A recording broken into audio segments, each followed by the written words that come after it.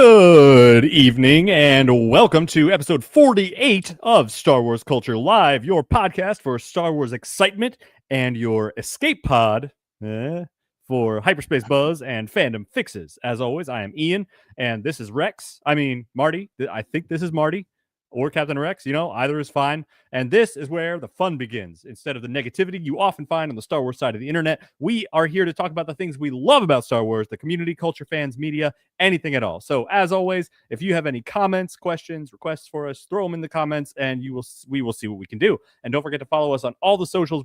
We are at SW Culture Live everywhere. Except for Facebook. You are seeing us on episode 9 news and the Culture Slate page. So that is us. What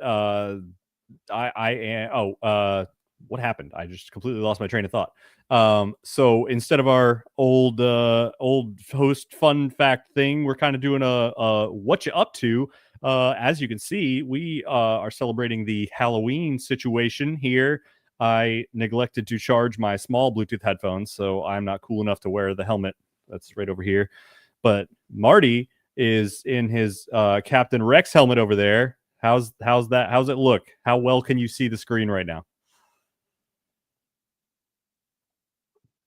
Oh God, he's frozen. Oh God. Yeah. Oh, there you are. You're back. Are we good? I will apologize in advance. I have no idea what's going on. I think it's the weather outside, but yeah. This is it. This is my costume here. And what I've been up to, not much really. We've been doing a little bit of Halloween stuff here and there. I decorated the thing behind me here with a little bit of decoration. Like I got Dark Disciple. I got Dark Trooper. Good. You can see that. Embracing the Halloween darkness. The Trooper and Morgan Elsbeth. Good. Uh-oh. Yeah, that's a pretty Halloween-y Star Wars setup, I think.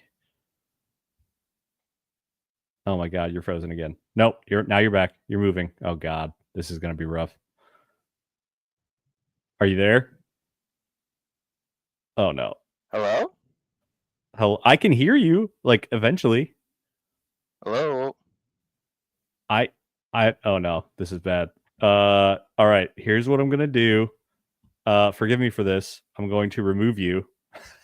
And maybe that will help. Guys? Can you hear me? Can you hear me? Continue. I can hear you. If you need to give me just a minute, you'll probably be on your own for a minute. Boom. All right. He's gonna do that, and I will jump right into what I am up to, which is a lot of uncertainty with current state of things, logistically speaking, with my employment situation. I will leave it at that, but it's it's not ideal. But we did decorate for Halloween as well at our house, and we are going to I have a toddler, and we are going to sit out on the porch and hand out candy to people in costumes, and she gets to experience her first memorable Halloween that way. I don't know. But she knows she knows what Halloween is. She knows what trick or treat is and things like that. I am going to move on now to HoloNet News because I see Marty is still frozen. So HoloNet News, if I remember to share the screen real quick, we're firing on all cylinders. Before I get to that, I forgot there is one fun announcement. We did this last year for the Halloween episode 2. My stepson is allowed to come and scare me at some point through this episode. So at some point during this episode, my stepson is going to come up and try and scare me because he always thinks that I have like tunnel vision and I'm not aware of what's around me. And he got me last year. I'm going to see if he gets me this year. But he's allowed to come try and scare me. So if all of a sudden you hear a random noise and then I jump out of my skin, that's why that happened. So prepare for that. But in the meantime, let's go to HoloNet News here. And first up is Hannah from the Rayside it's her birthday, or it was a week ago when this was posted. So happy birthday, Hannah. She is responsible for getting Marty and me our start on Star Wars Culture Live. So happy birthday, Down Under. Cal Kestis live action. So this stuff is from the new Tron Ares movie, and everyone's basically like, yeah, he can do this stuff, so he can definitely do what's his name? Cameron Monaghan. If he could do this stuff, he could definitely do a Jedi Fallen Order or Jedi Survivor movie. So yeah, we're good. Give us that ASAP, please. Katie O'Brien, you might remember her as Elia Kane in The Mandalorian. She says that in an interview with Polygon.com that she will not return in The Mandalorian and Grogu. She says, I don't know if they're going to do season 4. I know the movie's coming out. I know I'm not in it. So if they do a season 4, maybe she'll be in there. But if they don't, then maybe we may not see her again. Giancarlo Esposito, Hayden Christensen, and John Boyega were spotted together in a recently circulated photo. Is that random, or is something epic happening? It's probably random. George Lucas and Melody Hobson are featured on the cover of the latest issue of the Wall Street Journal. And I believe they have a quote. Yeah. George Lucas discussed his thoughts on Star Wars. He says, Disney took it over and they gave it their vision. That's what happens. Of course, I've moved past it. I mean, I've got a life. I'm building a museum. A museum is harder than making movies. I mean, you're just good at making movies now, so you don't need to, like, I guess, I mean, yeah, all right. Making a museum is harder than making movies. I don't know. There's something weird about that sentence, but, like, I can't put my finger on it. So, Marty, I hear you breathing. So yeah, I'm here. Can you see me? Yeah. Oh, cool. Yeah. I caught up to the news about Hannah. Hannah, happy belated birthday. Yeah. But when you went to the Wall Street Journal cover, I like how her name is first. Like, I'm wondering if that was a choice on the editor or George's. Because it's like, you always want to put your wife before, yourself sometimes and things like that. So kudos to that. Yeah, it's pretty cool. And then we butchered it on SW on the on the Star Wars Underworld caption. Just kidding. I'm sure they had a reason or something. The internet was a mistake, not Star Wars related, but that was pretty funny. New in that same interview with Wall Street Journal, George Lucas discussed the Star Wars exhibit at the Lucas Museum of Narrative Art. It's one gallery out of 33, and I did it grudgingly. I didn't want people to come to the museum and say, "Where's the Star Wars?"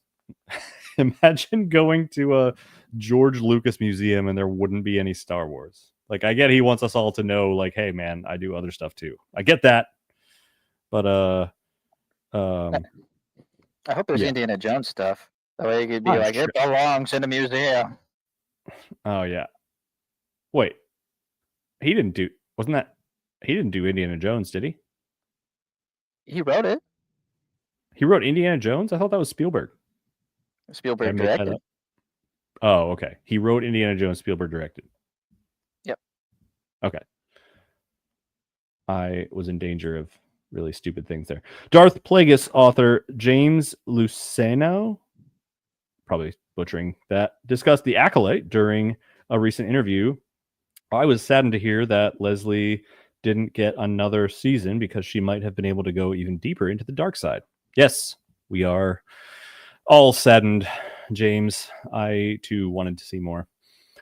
Speaking at New York Comic-Con, Lawrence Fishburne said he's not interested in a Star Wars role. No, I'm good. I'm watching everything. I'm watching every Star Wars. I'm in the middle of Rebels now, man. I'm good on the couch with Star Wars. I don't need a lightsaber. I don't pew. I don't need it. That's pretty funny. Speaking with Collider, Hera Syndulla actress Mary Elizabeth Winstead discussed her role in Ahsoka Season 2. I'm not sure what I could say other than I'm in this season a bit more, which is fun. I'm definitely in on the action, as you say. Quite a bit more. I just finished it, and it was an absolute blast. I loved every minute of it, so I can't wait for people to see it. Me neither. I'm ready. That's Ahsoka Season 2, and that's what? 26 next year. Is that next? Is that the next Star Wars thing coming out? Well, I think Mando's next in May. Yeah, Mando's May. Okay, and then Ahsoka season 2 is probably Ahsoka after that. Okay, I like that jacket. I like that like rank rebel jacket. That's pretty cool.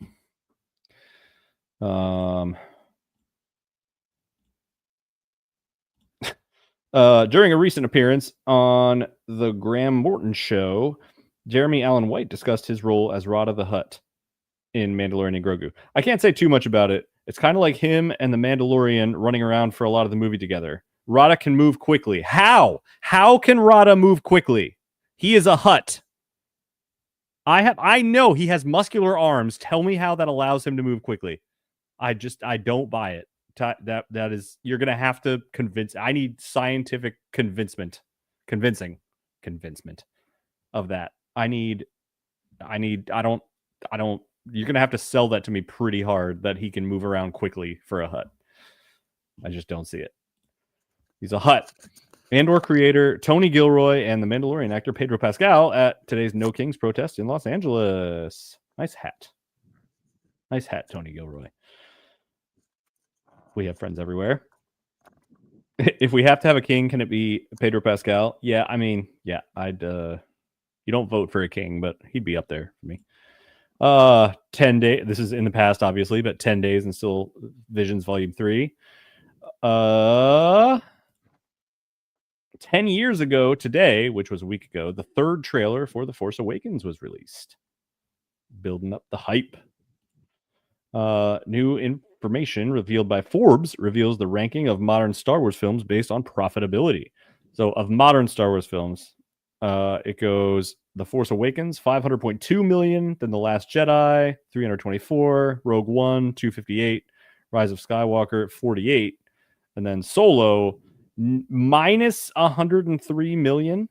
They lost $103 million on Solo. I am sad about that. That doesn't sound right. I love Solo. I thought that was fun. It gave us some good sabacc scenes. Seriously. And the acting wasn't as bad as people, made it out to be. I enjoyed. No, he was great for a young Han. That was perfect.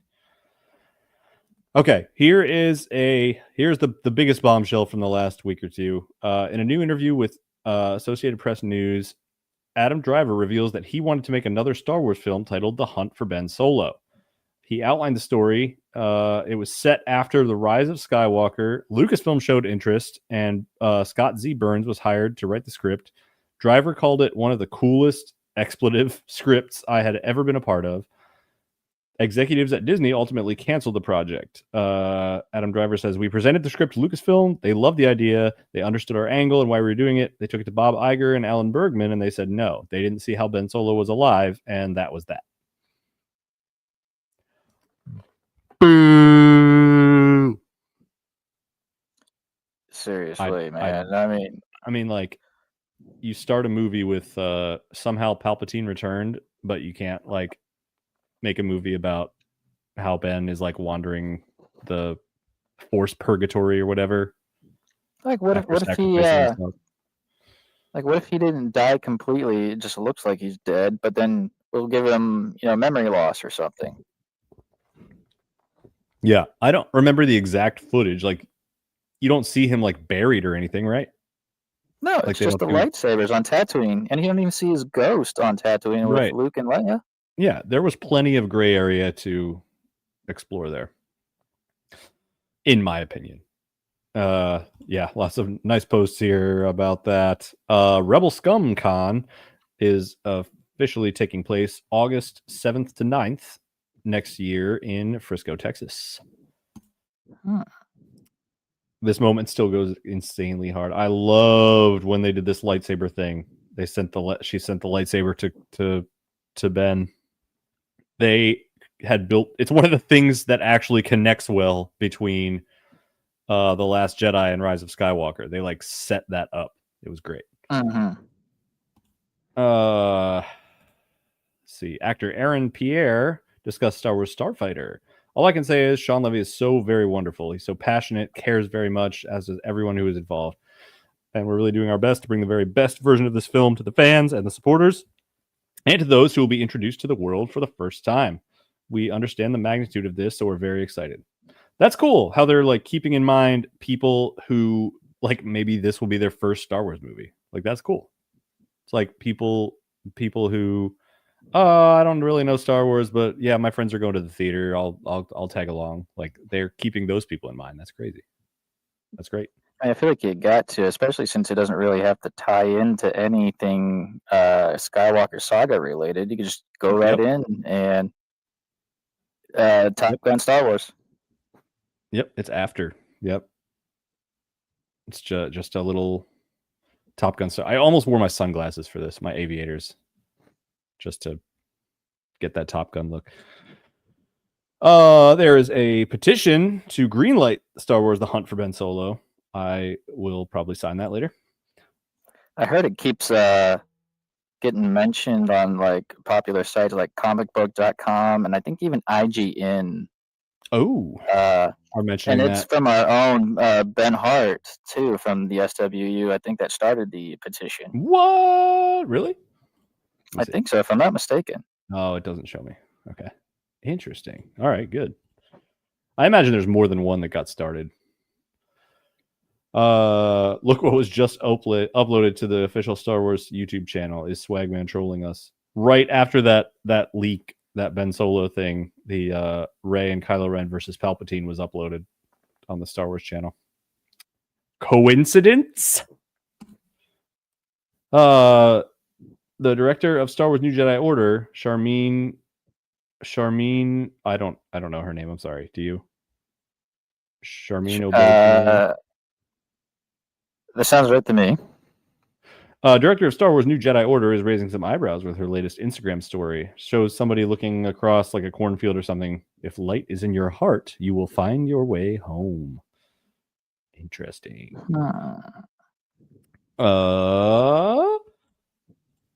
It was Amanda Stenberg's birthday. Happy birthday. Wish you got a second season of your show. According to a rumor, according to Jeff Snyder, David Fincher was also at one point in talks to helm a Star Wars film set. Ultimately, negotiations fell through due to a final cut and budget disagreements. A plane. Oh yeah, I saw this. A plane with a banner reading "Save the Hunt for Ben Solo" has been spotted flying over Walt Disney Studios today. So someone with money had to care a lot about that to make that happen. There's a meme about, what does this mirror do, Professor? It shows us nothing more or less than the deepest, most desperate desire of our hearts. And in the mirror, it shows Star Wars: The Hunt for Ben Solo. For our I do like that they use the thumbnail that I created them for their show too. They just blew it up a little bit. Hey, that's great. Good. Yay, I'm in a meme. Oh, my meme's instead of a meme. You've been in a podcast for almost 50 episodes, but now that you're in a meme, you made it. I made it. That's it. You made it. I'm done. I'm retired. You even go from here. According to Steven Soderbergh, The Hunt for Ben Solo was the first Star Wars script ever rejected by Disney. I asked Kathy Kennedy if Lucasfilm had ever turned in a finished movie script to greenlight to Disney and had it rejected. She said no, this was a first. Interesting. A new report which provides new details from the Playlist Nation operated under the codename Quiet Leaves. Completed script by Scott Z. Burns, who received the highest screen rating paycheck in Lucasfilm history. It was entering early prep and staffing stages, was ready to shoot at the time of cancellation. Disney purchased a fully developed treatment and beat sheet from Soderbergh and Rebecca Blunt. The finished script, budget, and proposed start date were delivered to Disney. Disney's decision may have been politically motivated, with Bob Iger attempting to position Alan Bergman as his successor. Interesting. So you can read the full report from the Playlist Nation. I don't like that. That seems lame. They are not thinking about the people.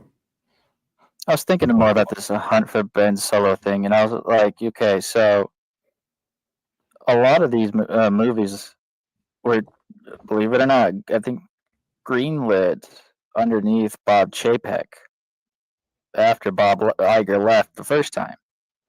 Mm. So I think this one, I feel like this movie was denied after the switch back over. So was it Bob himself, that Bob Iger, that's like, no, which would make sense to me, but Yeah, I don't understand the part where it's like, what does Bob Iger attempting to position Alan Bergman as a successor, what does that have to do with a Star Wars movie? I would have to read more about that to see how that plays into it. The Ben Solo billboard appeared in Times Square. Love it. For Adam. Hope lives. Ben is alive. Oh, here's some toys that were released, or new official images of the upcoming toys that were released. Here's Kyle Katarn Black Series figure. Black Series Quinlan Voss. finally. The Stranger. Yeah, right. The Stranger.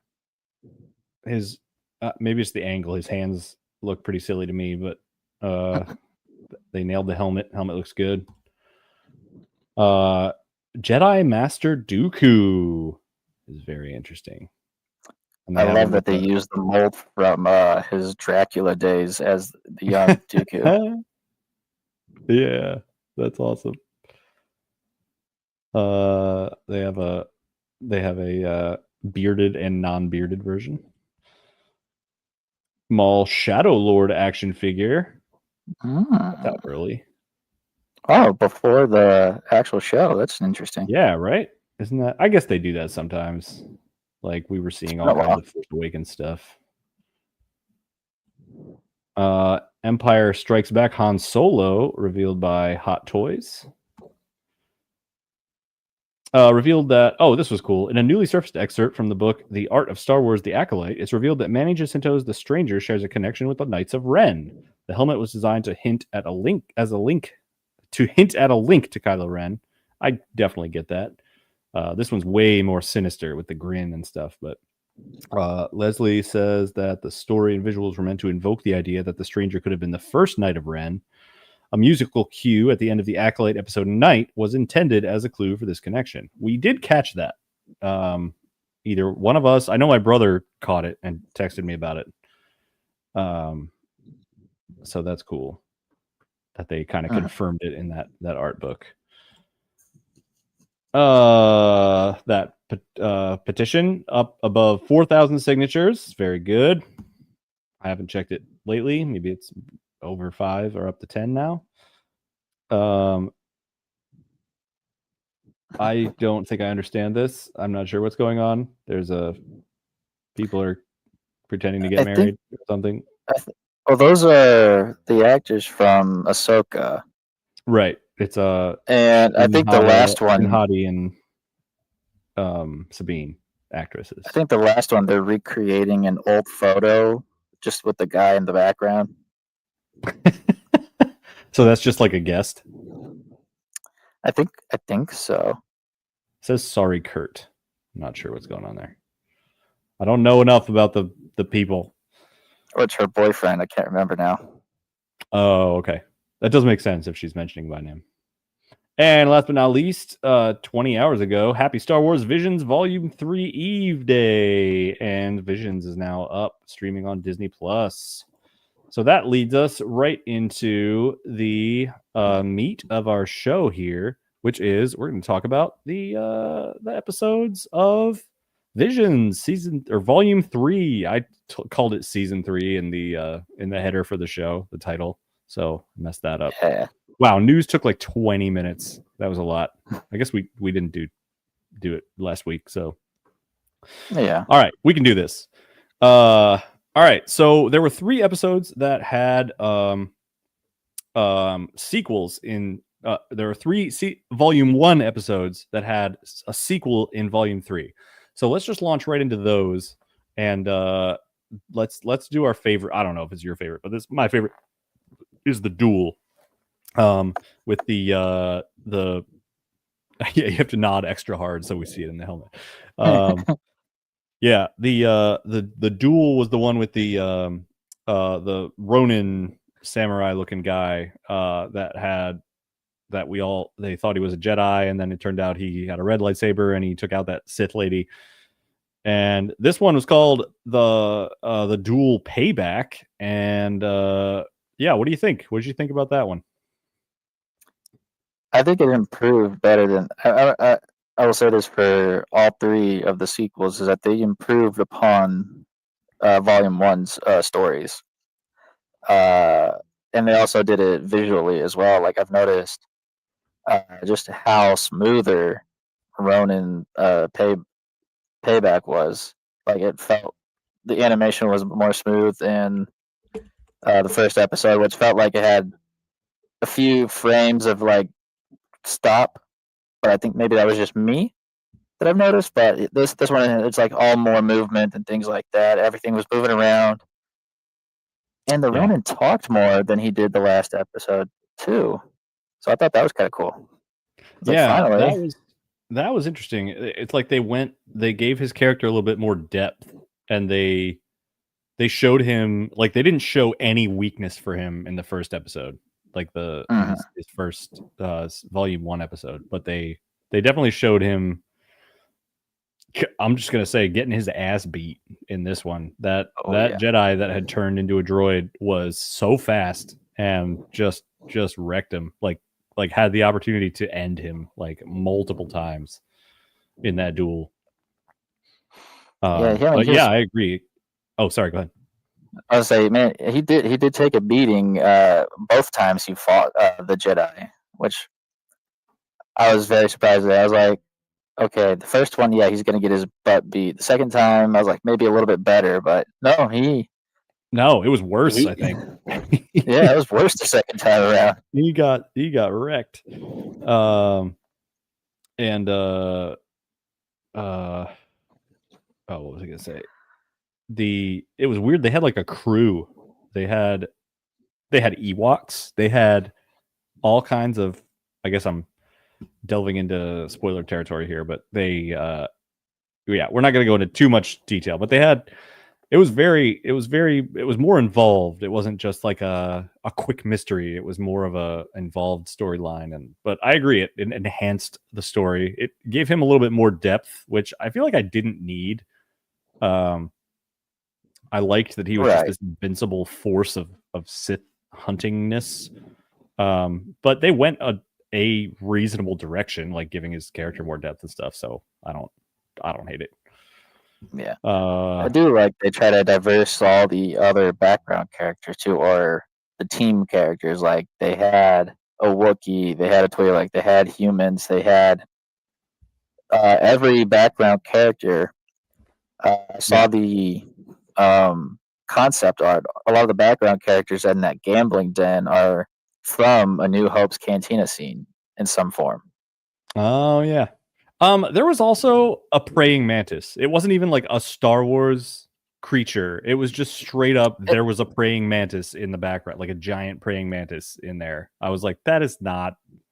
he actually was. He's actually a cut character from the A New Hope in the cantina scene. Oh like they just didn't use. No, they actually. I think they used him. He's in the background just a little bit. You could just see like his kind of like neck up. If you would just go through the cantina scene again, you'll see him. It's weird. He is creepy though. It's very weird. It's just shocking that they like made no aesthetic modification. They just blew up a praying mantis. Right. It seems really funny. Blew him up, put some clothes on him. So there you go. Yeah. But yeah, we like that one. What do you think? You want to rate it? We don't. I don't. I think maybe. I mean, if I had to, it'd be what, out of 5. I think I still have the old system up. I think I'd give it a. I think I'd give it a 4 out of 5. Okay. Any reason that it got docked, or are you just leaving room at the top? Leaving room. I feel like if Visions comes out with another volume that might be anime related, I would definitely say they will be back again. Okay. Or maybe set up, maybe they have their own show like the Ninth Jedi or something like that. I mean, all three of these sequels feel like they could lead into an actual show. Yeah. Yeah.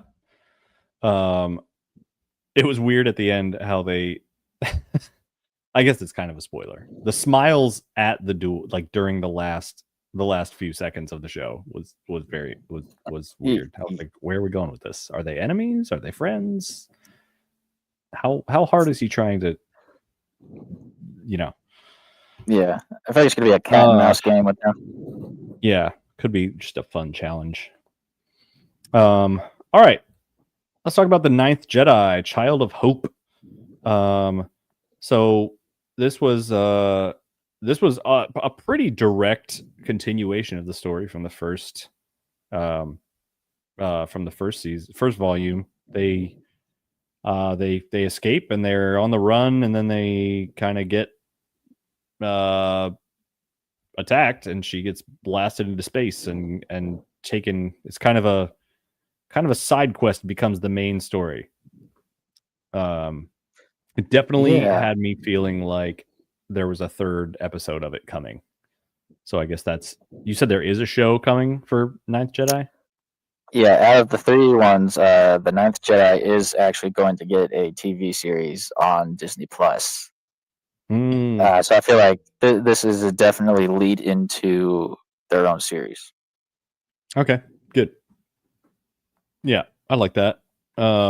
Yeah, it kind of felt like a Mandalorian episode where there's like an overarching like thing that they're trying to achieve, but they get sidetracked by something, by like a random attack, or Jawa's stealing parts to their ship, or like they just get attacked, and then she gets pulled into another planet or another craft where this droid is like asks her for help, and she gets pulled into this other story. Nice story. That ship was big enough, and it did have like its own like planet inside. Yeah, I was about to say, like, I thought I saw there was a ship, and then like I was like, did they pilot the ship to a planet? It's like, no, that like, what's it called? That environment is just on the ship. So yeah, I thought that was interesting.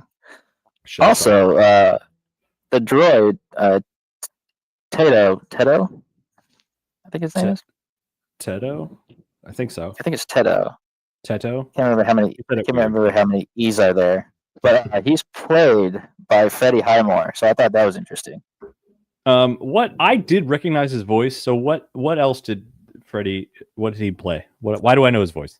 Well, he was Charlie Bucket in the Charlie and the Chocolate Factory with Johnny Depp when he was a kid. Okay. He's most recently in the NBC series, I think it is, The Good Doctor, where he plays like this. I don't know. Those are only two kind of things. Like one as a kid and one as an adult, I recognize him in, but I can't think of anything else. Yeah, I definitely recognized his voice. I just couldn't place it enough, and that was one of the ones I was watching with a toddler climbing on me. So yeah, that was a good one. They linked to the old like the first volume story at the beginning, and then they like made moves toward it at the end, like made reference there. They like, oh, that's probably who, kidnapped my dad, or yeah, they like they're clearly going. There's clearly more story to tell, so that's cool that they're gonna have a show about that. I did feel like. Sorry, go ahead. I was gonna say maybe it'll be like The Mandalorian, and they won't actually get to their goal that they're going toward until like 6 months later. Maybe. I was thinking, it was like, I'm thinking about it. It's like out of the 3, that one's the only one that called back to the first volume. The others are kind of standalones. Oh, really? Yeah. Like the Ronin one, you just had a flashback, but it was for that particular story. You didn't have anything referring back to that town from the first one. And then in the other one, was it Last Shot? Last The Lost Ones. Last ones, yeah. You know, I have my notes sitting right up here. I don't know why I'm not grabbing them, but because your vision and motion is limited right now, probably. Maybe. But that one kind of stood on its own too. Like if I didn't, especially yesterday, I watched the first episodes over in preparation for today, and I felt like I didn't have to watch the first one for the other two. But this one right here, the Ninth Jedi one, I felt like fills in a little bit of the gaps. Like, okay, so why was her father taken? Well, go back to that last episode. You'll see. Mm-hmm.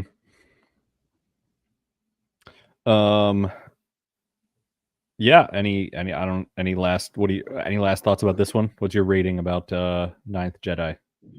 I think I'm also going to give this one a 4 out of 5. Room for improvement, but I think that improvement will be the TV series. I feel like this one hooked me a little bit more than the first episode. It didn't. There's a lot more action to it. I mean, not everything has to be action, but I like a little bit of action in things, and this one definitely delivered on it. Yeah, that's true.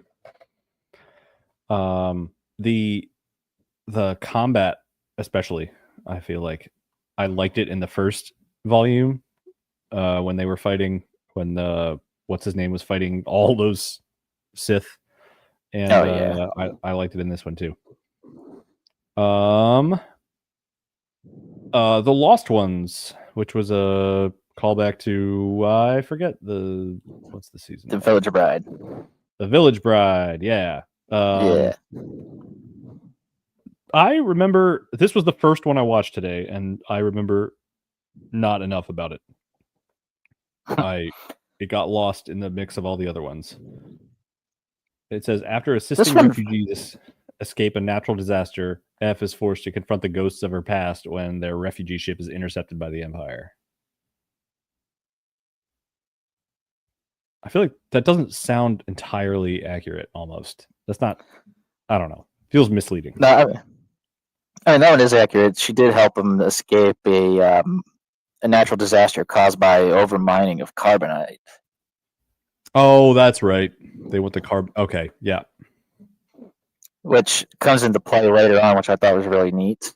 But this one, start to finish, I felt like this could have been canon. Like everything felt like it was Star Wars. Like the ships, the characters, even the outfits, all felt the most Star Wars to me. Like you just plop it right there, maybe in the 20 years between Revenge of the Sith and A New Hope, it'd work. Yeah. Also, yep, good. I was gonna say also, I don't know if you did or caught it, but at the very beginning, they paid homage to Back to the Future. I did not catch it. What was that? The radiation suit that the guy wears, and he holds this little device and he points it at a certain angle and presses the device. It's supposed to be Marty being Darth Vader, using his Walkman with Van Halen music. Okay. No, I didn't catch that.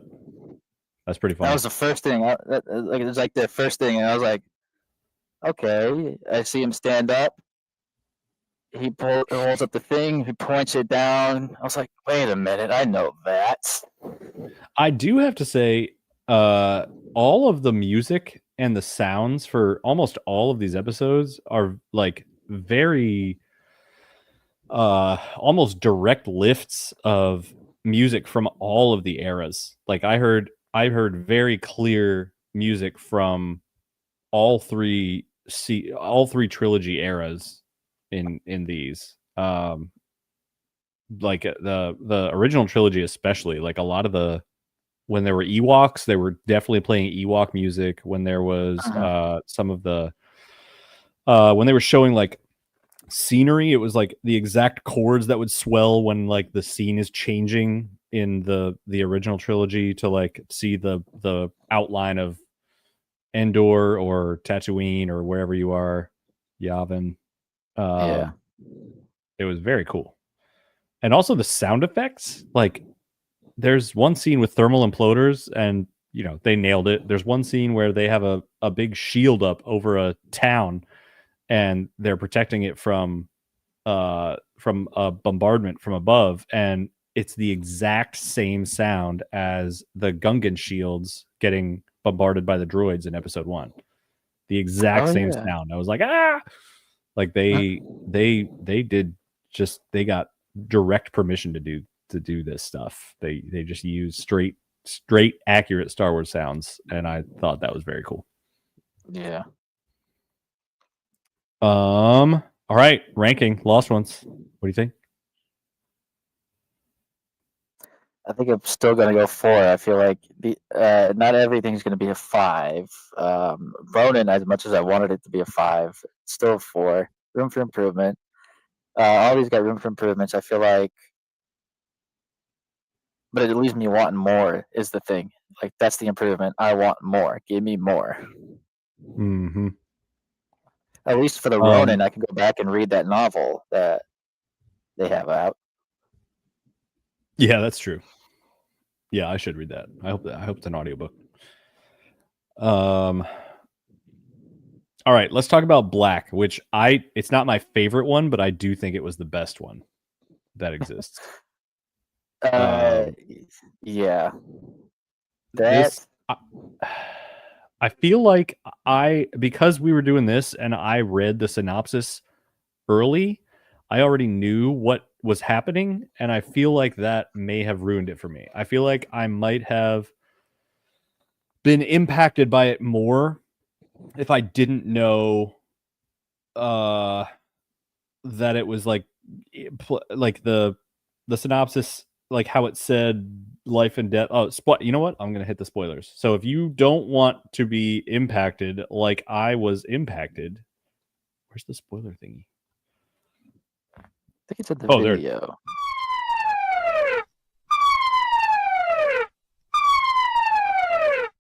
So if you don't want to be impacted like me, then pause this and come back after you've watched the episode called Black.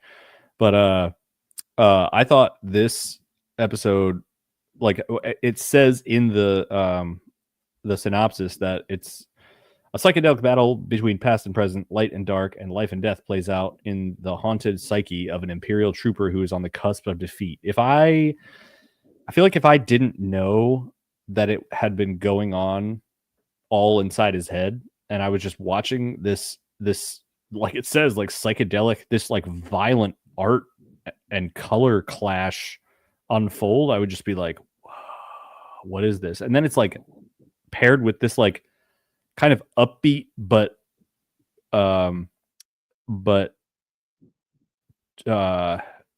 it's like swing jazz. Yeah, it's like this upbeat jazz, but it also had this tension and this like unresolved nature about it. But it wasn't like angry action music. It was like this upbeat jazz that didn't match the violent intensity of the imagery that we were watching. Like it was painful. What we were watching was painful. It was an expression of pain in explosions of color. And I think it was the best. It should win some kind of an award because it was messy. It was really emotionally impactful. And I feel like if I hadn't known that it was in his head as he lay basically dying in the snow, like if I hadn't known that, and then at the end I would just see like all those neurons firing and all that, like that was what was happening, I feel like that might have hit me even harder. But it was really well done. I don't know if I want to watch it again. I have to be in a very specific mood to watch that again because I wouldn't call it enjoyment as much as like experiencing it.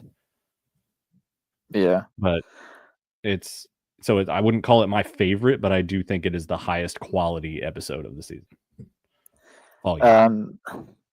I will say is like as I was watching this, I forgot all about what most of it was. Like I knew it was about the stormtrooper and everything, but like I knew it was supposed to get psychedelic, but that was a whole nother level. I feel like I could turn that music off and put on Sergeant Pepper's Lonely Hearts Club Band's Oh my album. god.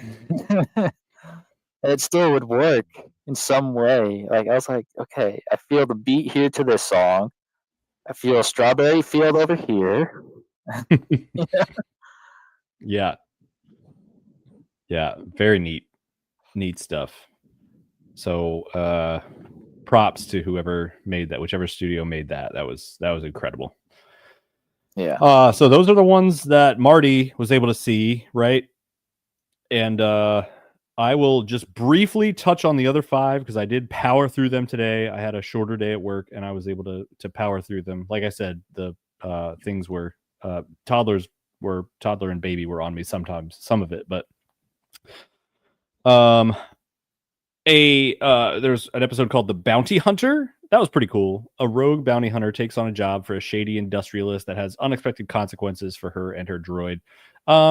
Yeah, it's a nice story. It's kind of cliche, but it's still well done. Like you can kind of see what's coming and how they're gonna resolve the situation. Like they show flashbacks to her past, and how she's not really a bad person, but she has kind of fell into a line of work because she's good at it, and but she doesn't and she's hired by this corporation that rich, paying her a bunch of money to go get these insurgents or whatever, and the insurgents are just trying to like rescue their friends who were enslaved by the company, like, and then she like ends up siding with the you can see how this is going to go. But it's still pretty well done, and it's a very fun Star Warsy story. It feels just like a Clone Wars or Rebels episode, just done by an anime studio is what it feels like. It's pretty classic. I like it. It was good. The Song of Four Wings was my favorite of the. I expected the duel to be my favorite, and I did like the duel a lot, but the Song of Four Wings was my favorite, and it is just because of the combat at the end. They just make it gets a little ridiculous. It starts off as like, oh, I'm in a speeder and getting shot at, blah, blah, blah. And then it gets just ridiculous enough to be like, okay, this would not be happening in canon Star Wars. But also, this is just so freaking fun to watch. Like I rewound it and showed it to my stepson when he got home, and we watched it. He enjoyed that a lot. So that is my favorite. Then we have The Smuggler. A smuggler desperate for a quick payday agrees to take on a job to bring a wanted young prince to safety as the Empire pursues. That's pretty cool. That feels the most like Rebels. There's some cool character reveals in there. Like you meet all these characters, and then none of them are who they seem to be at first, in interesting ways. So that was also fun to watch. We've got Yuko's Treasure. Sheltered orphan teams with a street rat kid to rescue his droid caregiver and find a long lost treasure. That one is definitely the cutest and sweetest of the bunch. They have this droid. It's called a bear droid. It's like a droid caregiver, and it's basically like a big old stuffed teddy bear. It reminds me of Baymax from Big Hero 6. But it's this big droid that's in a big teddy bear, I don't know, shape, and it's like the caregiver of the kid. But that's a very cute story and makes you tear up a little bit at the end. And then last but not least, the Bird of Paradise. After she is blinded in battle, a hot-headed Jedi Padawan must undergo a series of spiritual trials in order to overcome the temptation of the dark side. I wasn't as interested in this one. Just the topic of it didn't quite hook me. But visually, this one is very impressive. It goes through different animation styles almost. It looks like. I got a lot of like Mulan type makeup, like the white, very white face and the red lips, and sometimes very Chinese inspired. It looked like to me, and like it's in and out of, like, she's blinded in battle, so the rest of it is happening like not in real life. It's like inside her head, I guess. It's like a force journey. Like she's a Jedi, she's a Jedi Padawan, and she's, you know, impulsive and emotional and things, and she goes through like kind of like a force journey within herself. So the topic itself is not that interesting to me, but it was visually very cool, and the action was also good. They did very good lightsaber battling. So yeah, that's there's not really a bad one here in my view. Get to them, you too, Marty. Get to them when you can. I like the season. They didn't miss again. I will happily watch several of these over again. Many of these. Yeah, I'll try to finish these up here in the next couple of days. So don't worry about that, and then I'll let you know next week what I thought about them. Good. Yes, we can do a follow up.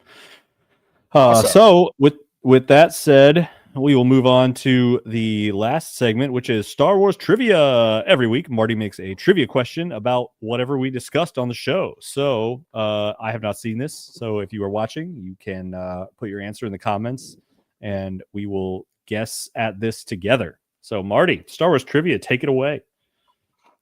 All right. Well, just trying to reload. I forgot I exited out. I do want to say I forgot to mention Ronin, the studio behind that, made Ninja Batman anime movie. I just thought Really? that was pretty cool. Yeah. Like the Lego movie?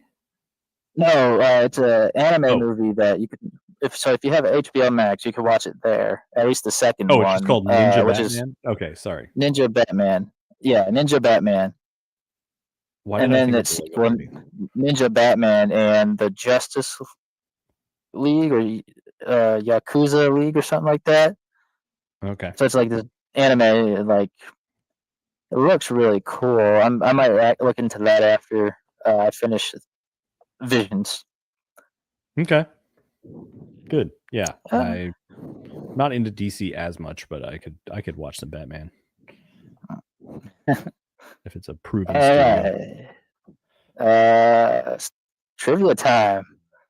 Yeah, let's do it. All right, so this Oh one man. might be easy for y'all, might not be. It's a trick question, maybe, might not be. But what are the walkers that appear in the duel? Are they AT-ATs, ATST, AKBK, or an ATTE? Okay. So I know it's not B or D. ATST. Uh-oh. It went away. Okay, there it is. ATST is the chicken walker, and the ATTE is the clone version with the 6 legs. It's much shorter. So I know it's either the classic AT-AT. I don't know what AKBK is. It might be I know there's a different name for the walkers that appear in Rogue One that have like the hollow side. I know there's a different name for those, but I don't know if it's AKBK.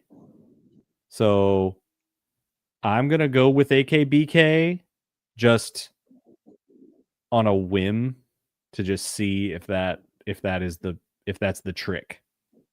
So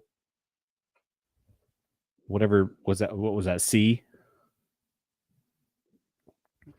Boom. You'd be right. Was my logic? Yeah, this was. I mean, it's good logic. Good logic. But I thought, when I was trying to figure out some questions for this trivia. I was trying to go through everything, and then I found out that those weren't AT-ATs. They look exactly like an AT-AT, but they're not. So I was like, okay, what are they called? So right there in the what is it? That picture that I showed it said AKB. Wait a minute. In the picture, it said the answer, or did you It crop it out? did originally. I edited it out, but in the original photo, it had the name of it. Okay, gotcha. All right. You know what? I'm proud of that. We had a little piece, like a model, a wooden model. We used to do these little wooden models of Star Wars and Star Trek and other sci-fi fantasy things. And I remember we had a wooden model and we thought it was an AT-AT, but then it said something else in the package. And I was like, this is clearly an AT-AT. What is this? But it wasn't. It was technically the one from Rogue One, or like something that was technically not an AT-AT. It was like a different model. Yeah. So But this one's specifically made for Ronin. So this is its own creation. So it wasn't the same one from Rogue One. It's just a different. Okay, gotcha. Yeah, so like, we'll just call it this. Exist before. Yeah, so it's made for itself. I think they're meant to house those buildings that were on top of it. If I'm not mistaken. It is a cool structure. How they it just does not seem practical. You have to, if you're really traveling, how are you going to traverse mountains and stuff with two of them? How you have to have crazy mechanics and hydraulics and things to keep it level if you're on terrain that's not flat. How would you? Right. I thought it was funny they had snowshoes though. Yeah, that they had a lot of that episode they did actually have a lot of weirdly normal human things instead of Star Wars things, including a praying mantis. But you're right. That was if it was there before, there's precedent. I'll allow it. I just thought it was funny. It just panned across and it was like Star Wars guy, Star Wars guy, Star Wars guy, Star Wars guy, praying mantis, Star Wars guy, Star Wars guy, Star Wars guy. That was just really funny. Yeah. So that's our show. We hope you enjoy our positive podcast. We know Star Wars fandom and comment sections can sometimes get dark and toxic, much like that Black episode. I will be thinking about that for days. I will be thinking about that episode. We know the comment sections can sometimes get dark and toxic, and the world can sometimes get dark and toxic, but with us, it doesn't have to be that way. For 1 hour of your Wednesday evening, it doesn't have to be that way. Remember, there are more of us. And again, if you have anything for us, questions, requests, suggestions for segments, anything at all, throw them in the comments and we will see what we can do. Don't forget to follow us at SW Culture Live everywhere. And then also our own handles are right here. How do I point at it? There. At Nerdiest Stepdad is me. And then at Marty21794 is Marty. Or right now it's Captain Rex. So check us out. We post interesting things sometimes. But we will see you next week for Marty's. Marty will touch on his takes on those other episodes. I'm sure he will catch stuff I missed. And we'll find some. We might have some more exciting news to talk about. So we will see you then, and may the Force be with you.